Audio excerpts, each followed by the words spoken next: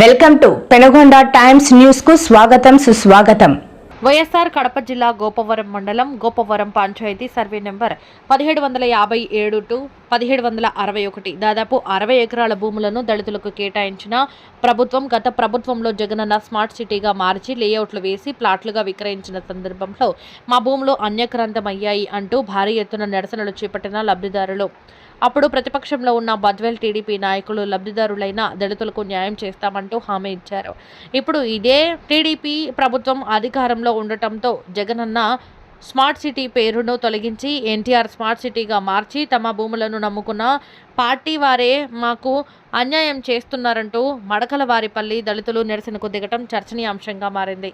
ప్రస్తుతం ఈ భూములకు సంబంధించిన సమస్య 2021 నుండి హైకోర్టులో ఉన్నట్లు చెబుతున్న బాధితులు.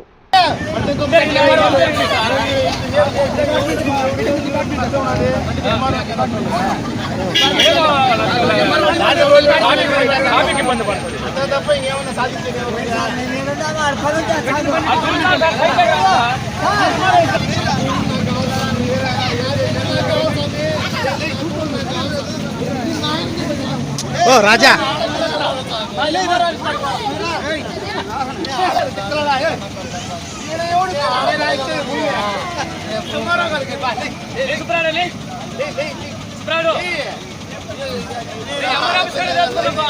కాకపోతే మళ్ళీ కూకుదప్ప